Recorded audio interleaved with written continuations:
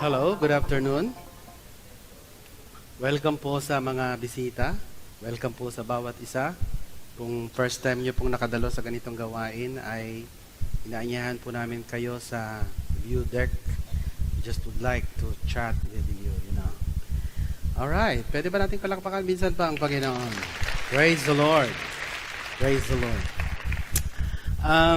Are you excited? I'm always excited to share the word.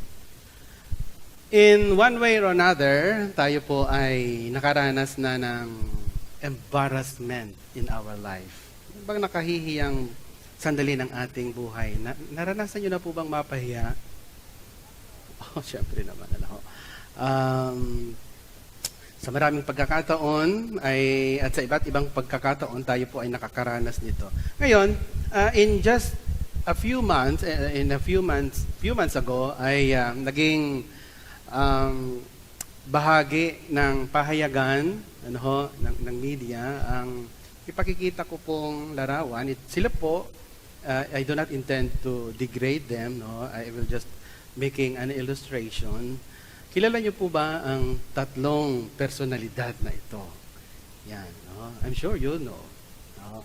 And of course, walang sino mang mangangarap gaano man kataas ang naabot nilang tagumpay sa kanilang buhay. Sa ngayon, walang nangangarap na mapalagay sa kanilang sapatos, sapagkat talaga namang it is an embarrassment yung mga dumarating sa kanilang buhay. Nasusundan niyo po ang ibig kong sabihin. Now, kung hindi niyo po masyadong nasusundan yan, gusto ko pang ipakita ang susunod na larawan. Again, I do not intend to degrade the persons, napanood niyo na ho ba? Yung kanilang video. Lakas ng tawa. Wagas ko makatawa si ate. Of course, ito pong isang malaking nakahihiyang sandali ng kanilang buhay. Whether true or not, whether ito po ay nangyari talaga, machismis ka lang na meron kang ganong iskandalo, ay isa pong malaking kahihiyan. And by the way, merong latest, alam niyo ba? Ito latest, napanood niyo. Yang tao na yan. Again, of course, I do not intend to degrade or pulaan ang isang tao. You know what I'm talking about. He keeps on explaining, talagang naapektuhan na pati ang kanyang trabaho dahil po sa kahihiyan somehow na kanyang dinanas. You and I may have our own embarrassing moment. Today ay pag-uusapan po natin paano po kaya tayo makakaalis sa pagkakapahiya ng ating buhay mula sa kahihiyan ng ating buhay. Gusto ko po kayong dalhin sa aklat ng Genesis chapter 3 verse 12. And it says here, I'm sorry, Genesis chapter 2. Nasa kabilang page na pala ako. Genesis chapter 2 verse 25. And they, referring to Adam and Eve, were both naked, the man and his wife, and were not ashamed. Let us bow ahead and let us pray. Dear God and Heavenly Father, we thank you and we praise you. That is the content of our heart. Panginoon, naparito kami sa iyong bahay-sambahan para sambahin ka, para pakinggan ang iyong salita. Panginoon, alam namin na hindi mo kami bibiguin. Mangungusap ka po sa bawat isa sa amin. Kakasihan mo ng iyong Santong Espiritu ang iyong mga salitang pakikinggan namin, Panginoong Diyos. Bigyan mo kami ng kaunawaan sa tanging pangalan ni Jesucristo. Amen and amen. Praise the Lord. Hallelujah. Hallelujah. We will be talking about shame. Kahihiyan or hiya. Ano po ba ang ibig sabihin ng shame? Well, according to the dictionary na sabihin ng shame, it is a painful emotion caused by a strong sense of guilt, embarrassment, unworthiness, or disgrace. A strong emotion. Kung baga ba ikaw ay nagbablush Sa tingin ko, hindi pa ako napahiya sa aking buhay. Kasi kahit kailan, hindi pa ako nagbablush. I don't know, paano kaya ako magbablush? No? Nangingitim, oo, pero I don't know. No? Anyway, yan po ang ibig sabihin ng pagkapahiya, a strong emotion caused by guilt, caused by embarrassment. No? Ayaw po nating manatili sa ganoong sitwasyon. May mga pagkakataon na parang gusto na po nating mag-evaporate. Another meaning, or should I say, sa Filipino context, ano po ba ang ibig sabihin ng hiya? Well, it comes from the Spanish word amor propio. It means losing dignity. Nawawalan ka na ng karangalan, nawalan ka ng integridad, you are just a thing, pakiramdam mo sa iyong sarili ay isang bagay ka na lamang, wala ka ng say. Pagkapahiya. Yan. In the older word, yung mas matandang salita na ginagamit patungkol po sa hiya, ang ibig sabihin pala niyan ay to cover, takpan. Yan ang ibig sabihin ng hiya. Well, kailan ba at saan ba nagsimula ang kahihiyan? Napakaganda po ng ating context, or should I say, ng ating teksto. Balikan po natin sa Genesis chapter 2 verse 25. Now, although the man and his wife were both naked, neither of them was embarrassed or ashamed. Si Adan at si Eva, nung unang panahon, ay walang saplot. Hindi ho sila nahihiya. Kahit magkaroon pa ng video scandal, wala ho silang kahiya-hiya. It is just a natural thing for them na mamuhay ng lantad ang kanilang kabuuan sa kanyang asawa, yung lalaki sa babae. Madali para sa kanila na kumain, nandyan lamang. They are, sila po ang nakapangyayari sa lahat ng mga hayop sa buong mundo. Yan po ang kanilang kalalagayan. And this man and woman lived happily ever after. Napakaganda ng buhay. Wala silang dinaranas na embarrassment. Wala silang kinatatakutan. Wala silang kinahihiya sa kanilang buhay. Kailan pumasok ang strong feeling of guilt, strong feeling of shame?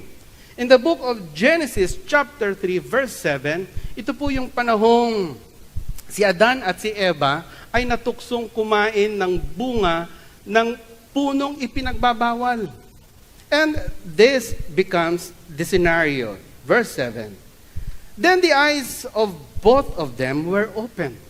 Biglang-bigla nang sila po ay magkasala sa Diyos, yung kanilang mga mata ay nabuksan. Para bagang dati sila ay pikit. Hindi ho. Ibig sabihin, nabuksan ang kanilang pananaw sa buhay. Na ibig sabihin, nasira ang kanilang pagiging inosente. And they knew that they were naked, and they sewed fig leaves together and made themselves covering. Biglang-bigla nalaman nila, nakahubad pala ako. Wala pala akong saplot. Nagsimula na silang mag-blush. Yun? Bigla naranasan nilang yung kanilang katawan ay dapat i-cover ng fig leaves, ng dahon ng igos. Ano pa yung sumunod na verse?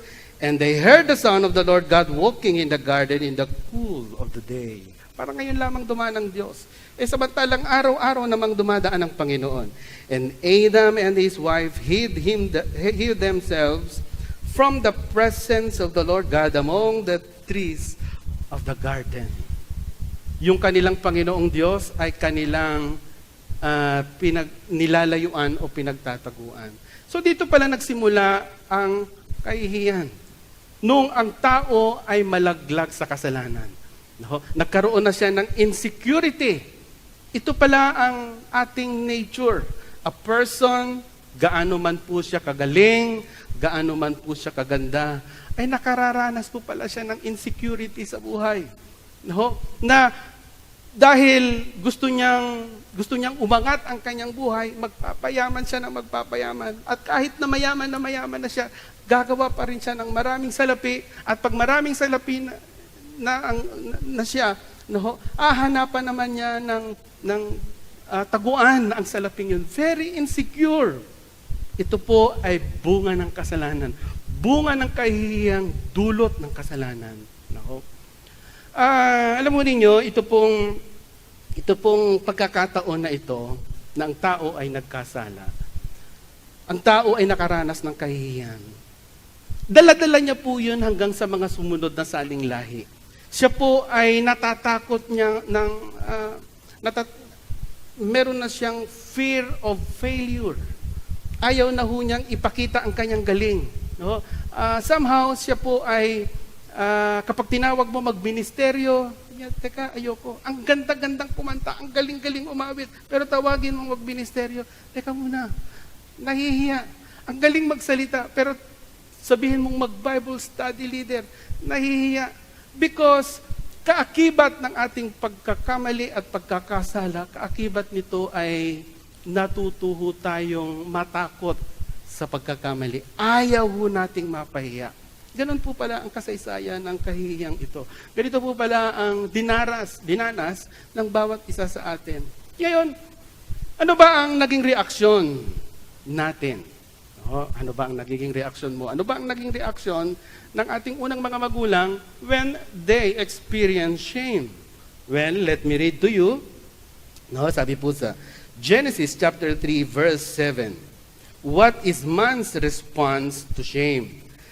Then the eyes of both of them were opened, and they knew that they were naked, and they sewed fig leaves together and made themselves covering.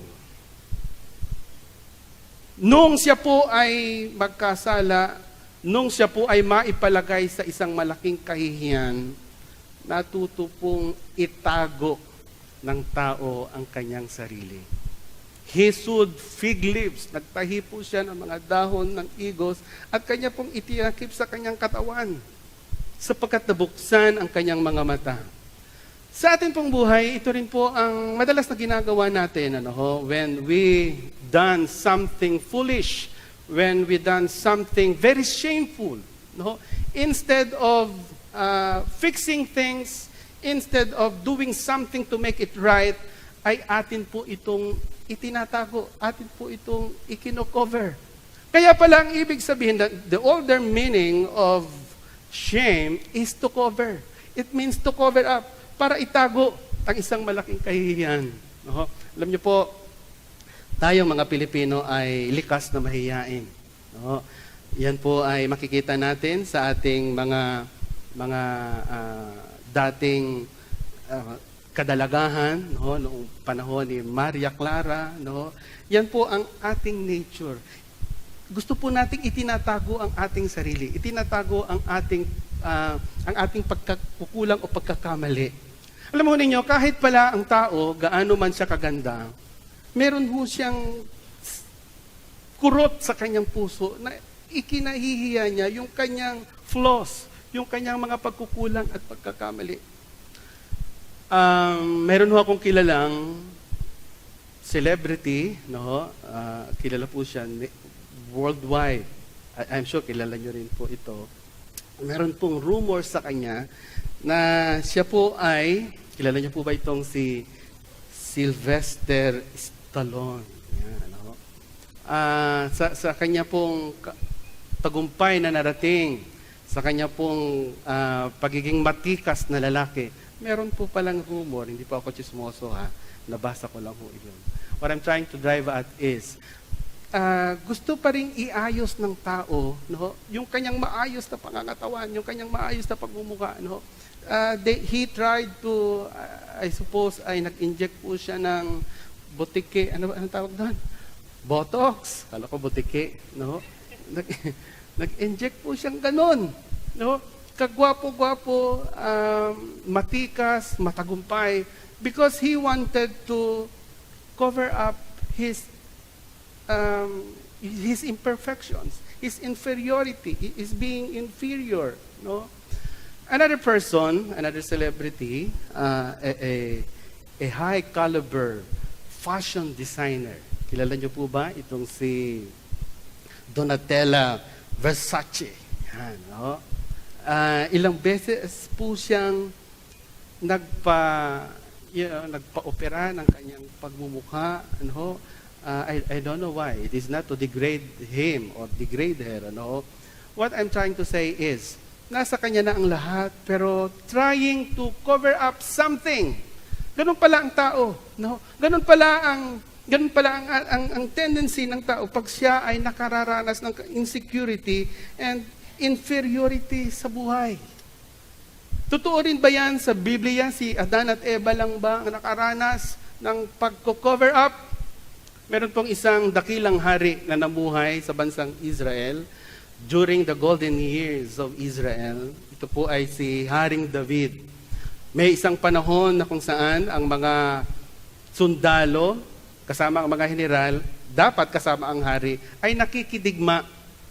And being a king, he left inside his palace, a very shameful act, and it is written in 2 Samuel chapter 11 verse 1. Sabi po rito, "It happened in the spring of the year, at the time when kings go out to war, go out to battle, that David sent Joab, his general, instead of him, na kasama po siya sa gera, nagpaiwan lamang po siya sa palasyo at ipinadala lamang niya si Joab.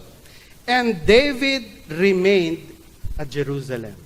At this point in time, yung pananatili lamang niya sa palasyo, habang nakikidigma ang kanyang mga general at mga bataan, it was already a shameful act. It was already a shameful thing na ginagawa ng isang hari nung kanyang panahon. Nakaka-relate ba kayo?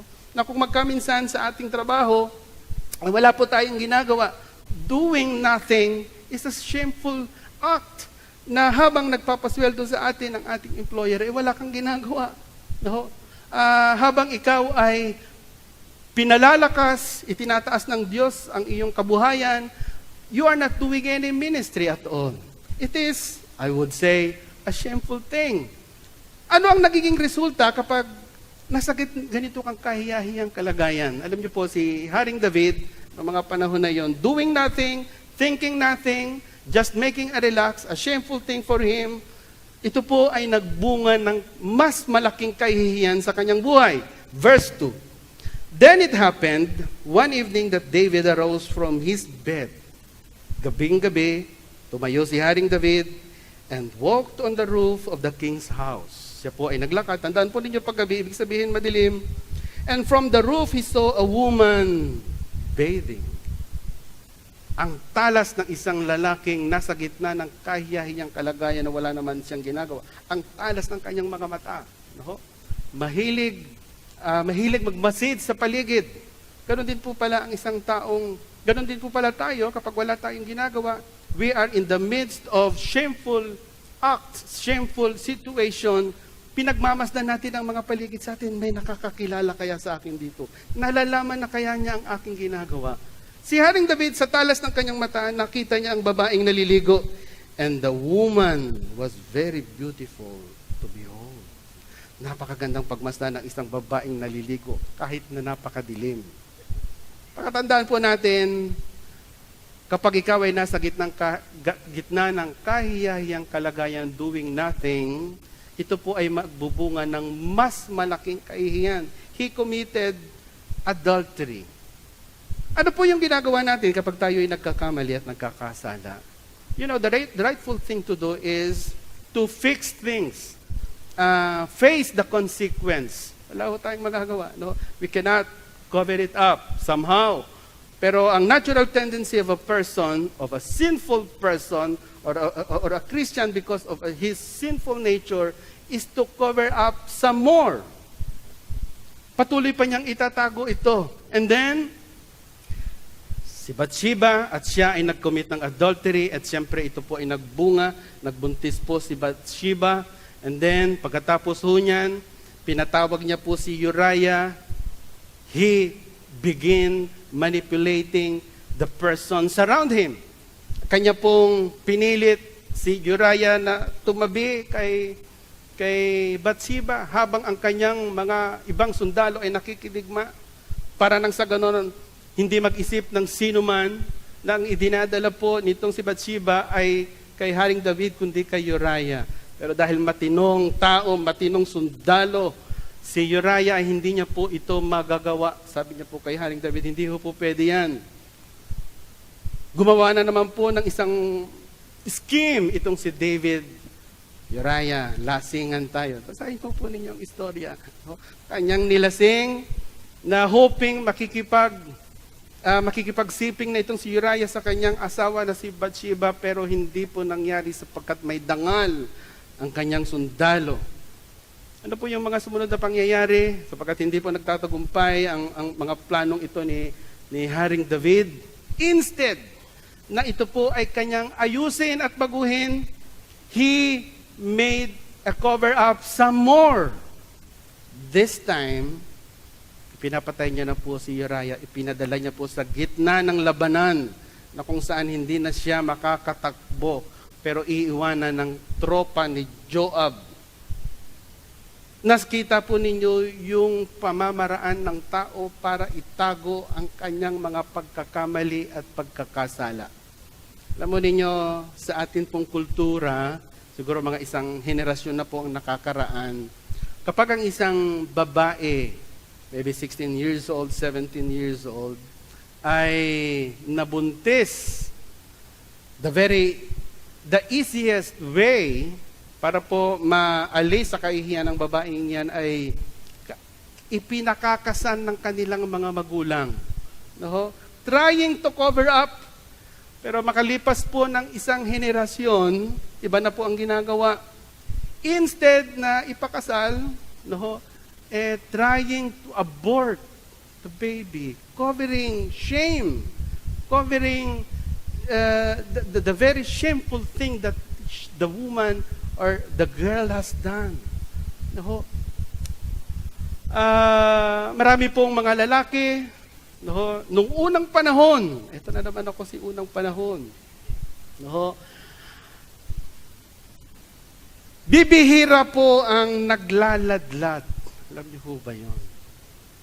Hindi ho basta-basta maglaladlad ang isang lalaki sapagkat nakakahiya na malaman ng iyong community, ng iyong mga kababaryo na isa ka palang bading o isa ka palang lesbian.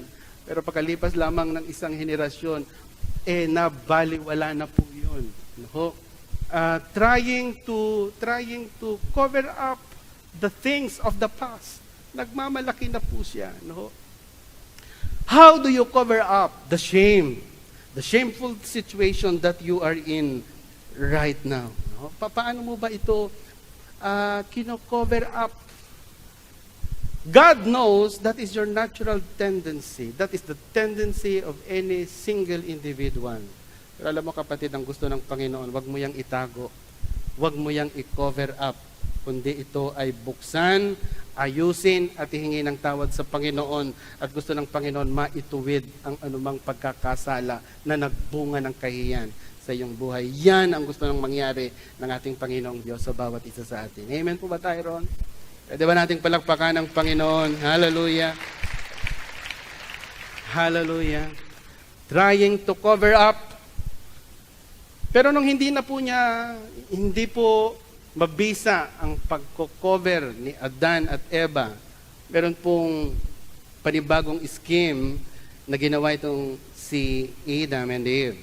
In Genesis chapter 3 verse 8, "And they heard the sound of the Lord God walking in the garden in the cool of the day, and Adam and his wife hid themselves from the presence of the Lord God among the trees of the garden." Nung hindi na mapagtakpan, ano po yung ginawa? Natutong magtago si Adan at si Eva para bagang makakapagtago sila sa Panginoon. At ano po yung sinabi doon? He hid from the presence of the Lord. Instead of coming to the presence of the Lord, instead of fixing things, Panginoon, nagkasala kami, anong gagawin namin? Hindi. Trying to evade God. Trying to escape God. Alam mo ninyo, pag ito po ang ginawa ng tao, kapag siya'y nagkasala at lumayo sa presensya ng Panginoon, talaga naman nakakahiya kapag ikaw ay nagkasala at magpupuri ka sa Diyos, magtataas ka ng kamay, maglilingkod sa Diyos, talaga namang nakakahiya iyon sa ating Panginoon at sa ating sarili. at ang tendency mo ay magtago at umalis, nagkakamali ka. Ang gusto ng Panginoon ay lalo kang lumapit sa Diyos. And it is very risky and very dangerous for a person or for a Christian to hid from the presence of God. Lalo siyang napapahamak. Lalong nakatatakot ang kanyang tinatahak na maling landas. No? At iyon po ang ginawa ni Adan at ni Eva. Alam niyo po sa ating panahon, ang ginagawa ng maraming tao, lalo na mga kabataan, sapagkat nakakahiyan ang kanilang pamilya ay broken family, sila po ay nalululong sa mga masasamang bisyo, trying to hide themselves from their peers, trying to hide themselves from the words of the community. No? Tinatago nila ang kanilang sarili na pwede ba silang maitago ng pag-inom ng alak, ng mga droga, na isang araw, heaven na ang kanilang pakiramdam. No? Pag malayo ka sa Panginoon, lalo mong sinisira ang iyong buhay. Lalo mong sinisira ang iyong kinabukasan. No? At yan po ang nakikita natin sa ating mga tao. And another dangerous thing, pag ikaw ay nagsusolo na, ang iisipin mo, ikaw lang ang dumadaan sa ganyang kalagayan. Yan ang ipaiisip sa iyo ni Satanas. Very dangerous. Very risky. At kapag ikaw ay nagsusolo na, ito pa, very risky, trying to hide yourself by committing suicide. Kakahiya eh. Bumagsak ang negosyo. No? Tingnan niyo po yung mga malalaking negosyante sa Japan, pag sila po ay bumagsak ang kanilang negosyo, they are committing suicide. Nakakahiya. Hiding themselves. No, yung mga malalaking negosyante sa Amerika, pag bumagsak ang negosyo, hiding themselves by committing suicide. Dangerous. Hiding themselves from the presence of God. Hindi ka magtatagumpay, hindi ka mananalo, hindi mo mararating ang totoong gusto ng Panginoong Diyos sa iyo kung patuloy kang lalayo at alis sa presensya ng Panginoon. Because it is never the will of God. No? Pero baka masyadong malayo, baka hindi kayo nakaka-relate. No? Dahil sa kahihiyang dinaranas natin minsan, hindi ka makapagbayad ng utang. Naku po, dati kabatian mo si sister, ngayon tinatago, lumilihis ang iyong landas. No? Magpapalit ng cellphone number. Naku po. No? These are the things na natural tendency ng tao. Hindi ko pa sinasabing tama, but that is the natural tendency of a person. But that is not God's will for you. Ang gusto ng Panginoon, harapin mo ang iyong problema, harapin mo ang iyong pagkakapahiya, at tutulungan kang ibangong muli at palayain ng Diyos sa iyong kalagayan. Amen? Hallelujah! Hallelujah. At nung sila po ay hindi makapagtago sa Panginoon, na corner sila ng Diyos. Adam and Eve, where art thou? You cannot hide from me. You cannot hide from God. Sukol na si Adan at Eva. Naranasan nyo na bang masukol? Ano kaya ang inyong ginawa? Ito ang ginawa ni Adan at Eva. Genesis chapter 3 verse 12. Then the man said, God, the woman whom you gave to me, to be with me, she gave me of the tree, and I ate. Huling-huli na si Adan, imbes na mangumpisal at humingi ng tawad, yung binigay mo sa aking babae. Siya ang nagtukso, siya ang nagsabi sa aking kainin at lumabag sa iyong kautusan. Pinuntahan ng Panginoon, hinarap ng Panginoon ang babae si Eva. Ano naman ang sabi ni Eva? Verse 13, and the Lord God said to the woman, what is this you have done? The woman said, the serpent deceived me, and I ate it. Blaming others. Pag nakita niyo po yung sequence, magko-cover up, magtatakip, pag hindi mapagtakpan, magtatago. Pag hindi makapagtago, magtuturo. Siya eh. Kasi yung gobyerno namin, kaya ayaw ko magbayad eh. ng tamang tax. Kaya ayaw ko magtrabaho ng tama kasi yung aking employer hindi nagbabayad ng tama. Kaya ayaw ko magministeryo, yung iba kasi pinagtatawanan ng aking paglilingkod. Putting blame to others instead of accepting the responsibility and do his best. No? At hindi po tayo nalalayo kay Adan at Eva sa kanila pong kalalagayan. No? Yung babae sa ating panahon, babae at lalaki, pag ang lalaki ay nahuling nag-commit ng adultery kasi yung aking asawa hindi na naliligo, 3 beses na lang. 1 buwan. No? Putting blame. Bakit nga ba ganun? Sa panahon natin, marami nang naghihiwalay.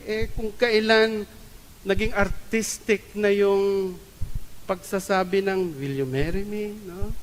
May mga pakanta-kanta pa, may patawid-tawid pa sa tulay. Tulay ba yun? Sa alambre, may tatalo pa sa pinakamataas na gusali para sabihin, will you marry me? No? Habang gumaganda, habang napaka-artistic ng pagsasabi ng will you marry me, lalo namang dumadami ang nagdi-divorce at naghihiwalay. Very ironic, isn't it? Bakit? Sapagkat pinasok ng kahihiyan ang tao. Lalong lumalaki, lalo niyang pinagtatakpan. At habang yung kanyang tinatakip, lalong mas masama, mas masakit. Oh. Are you starting blaming other people because of your shameful situation? Ngayon, nung mahuli na, sapagkat wala naman talagang magagawa ang Panginoon, ang sino man, sa strong emotion na ito, actually ito po ay kasamang inilatag ng Panginoon mula nang magkasala ang tao. I would say that shame is an invisible wall of protection. Wall of protection ho yan. Para ang tao, hindi ho siya magpapatuloy sa kasalanan or hindi siya magkakasala. Mapigil yung kanyang, if I may say the word, kahungangan. Sa English, foolishness. It is a wall of protection. Pero ano pong ginawa ng tao, no, dito sa kahihiyan na ito, instead of accepting it as a protection, basahin po natin sa Ephesians chapter 4, verse 19. They have lost all feeling of shame. They give themselves over to vice and do all sorts of indecent things without restraint.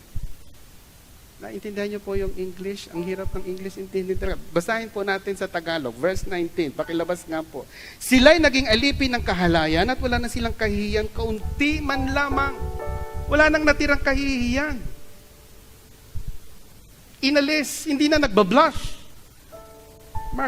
Si Mark Twain yata nagsabi no na ang kaibahan ng hayop sa tao, ang tao nagbablush. Hindi na rin nagbablush ang tao, so wala nang kaibahan. Wala na silang inaatupag kundi pawang kalaswaan. Sabi ko nga po kanina, noong mga sinaunang panahon, konti lang ang naglaladlad with all due respect to those who strangling this. Pero habang tumatagal, naalis na ang kahihiyan. It's okay. Sinuong na ang kahihiyan. The person men just ignore the power of shame. Instead of taking it as a protection. No? Protection ng Diyos sa iyo para huwag kang magpatuloy sa kasalanan. Huwag kang magkubit ng kasalanan kasi nakakahiya. Somehow. Pero dahil ikaw ay nasa ganyang sitwasyon, kapatid, kung ikaw man ay naririyan sa ganyang kalagayan, hindi mo kailangang magtakip, hindi mo kailangang magtago, hindi mo kailangang magtututuro ng kung sino-sinong tao, kung sino-sinong bagay. Meron kang dapat gawin. Meron pong ginawa ang Panginoon actually para sa sino mang malalaglag sa kahiyahiyang sitwasyon. Panahon pa lamang ni Adan at Eva, nag-provide na po ang Panginoon ng pamamaraan ng isang dakilang daan ng Panginoong Diyos para sa tao. And let me read to you the book of Genesis chapter 3, verse 15. And God said, I will put enmity between you, the serpent, referring to Satan, and the woman. Magkakaroon kayo ng pag-aaway. And between your seed, Satan, and the seed of the woman. Pansinin po nyo yung capital letter S. Referring to a person, referring to Jesus Christ. Magkakaroon ng tagapagligtas ang tao mula sa kanyang kahiyang idinulot ng kasalanan. He shall bruise your head, and you shall bruise his heel. Nakita po natin kung paano isinakripisyo ng ating Panginoong Jesucristo ang kanyang buhay para lamang mapalaya tayo sa kasalanan. Mapalaya tayo sa kahiyang dulot ng kasalanan. Ephesians chapter 4 verse 19, or should I say Hebrews chapter 12 verse 2, looking unto Jesus, the author and finisher of our faith, who for the joy that was set before him endured the cross. Cross symbolizing shame, despising the shame, and has sat down at the right hand of the throne of God. The one who has not sinned, the one who never, ever nalagay po sa isang kahiyahiyang sitwasyon. Yet, yung kahihiyan ng krus, kanya pong pinasan. Para saan? Para wala lang? Hindi. Parang lahat ng sinuman, kasama ka, kasama ako, na nalaglag sa kahiyahiyang kalagayan, magkaroon ng kapangyarihang makaahon, makawala. That is the reason Jesus Christ died on the cross. Amen? Hallelujah. Para muling maibalik ang katinuan ng tao, para muli tayong magkaroon ng relasyon sa Panginoong Diyos. Maibalik ang iyong dignity na hindi magkapareho ang hayop at ang tao. Ang tao ay nilikhang espesyal ng Panginoong Diyos. Hallelujah. Maybe somebody here, you have been hiding because you have committed shameful acts. Maybe somebody here has been trying to cover up the wrong things that he has done. Maybe somebody here has been blaming other people, blaming other things because what he has done in his life. O kapatid, ang gusto ng Panginoon, bitiwan mo yan. Kung nagkamali ka o nagkasala ka sa Panginoon, ang gusto ng Panginoon, lumapit ka sa Kanya, not hiding from God, but running unto God. At i-embrace mo ang kapatawaran at pag-aayos ng Panginoong Diyos sa iyong buhay. Let us go ahead and let us pray. Hallelujah. Dear God and Heavenly Father, today is the day that you have made. Panginoon, salamat at meron palang kalayaan mula sa kahihiyang dulot ng nakaraan, Panginoon. Meron palang kasapatan sa iyo, Panginoon Diyos. Gusto mo palang iayos ang aming buhay, Panginoon. You don't want us, Lord, to live in the shameful past that we have. Panginoon, ngayong hapong ito, gusto naming lumapit sa iyo, not hiding from you, not running away from you, but coming unto you, Lord God. Kasi gusto naming makalaya mo na muli, makalaya na mula sa kahiyang dulot ng aming nakaraan. Brothers and sisters, if that is your prayer, pwede ba kitang anyahan sa harapan at hayaan mong maipanalangin ka ng mga leader